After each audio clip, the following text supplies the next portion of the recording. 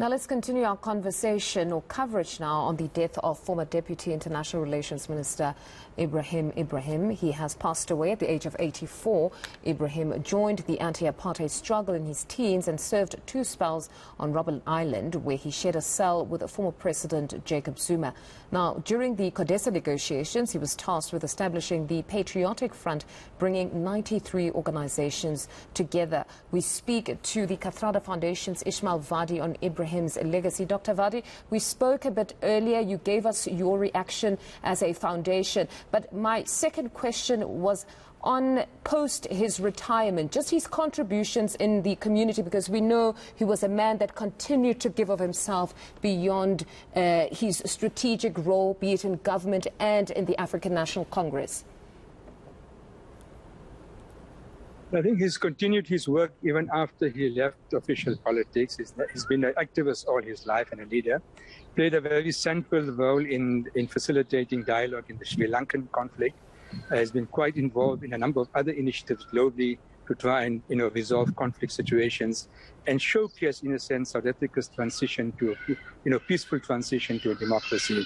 So Ebrahim has been an activist all his life, right until the end. Has kept in touch with community work with various community and religious organizations, and of course has remained active in the ANC until the very end. I don't know if you had kept track of some of his sentiments around the developments within the ANC, the great divisions. Had he spoken out on what was playing out or continues to play out currently? Ebrahim was never a man of controversy. He was extremely humble and a person of absolute humility, as I said earlier on. He would not court controversy, political disputes, but he had strong views. I think he was deeply concerned about, the factionalism in the ANC in recent years. He's very concerned about the poor electoral performance of the ANC, at least in the last elections. I spoke to him a few days ago, and he was really disappointed. So here was a man who made a contribution to building the ANC as a broad-based movement of our people.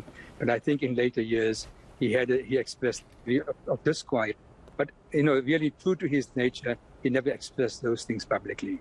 No, you're absolutely correct, because we didn't report on any of those sentiments. But beyond this, have you spoken to the family as the foundation already around arrangements?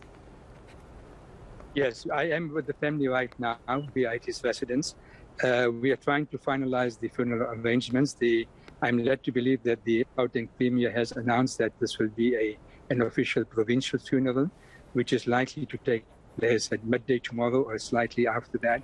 And the burial arrangements are being prepared for the West Park Cemetery in Johannesburg. Right. Dr. Vadi, thank you very much for that update. As we can hear that Premier David Makhura has in fact stated that this will be official provincial funeral, hopefully to take place tomorrow. That's Dr. Ismail Vadi from the Kathrada Foundation, just unpacking the legacy of Mr. Ebrahim Ebrahim. We'll speak to many more to share on their relationship with the legend and stalwart. Now, still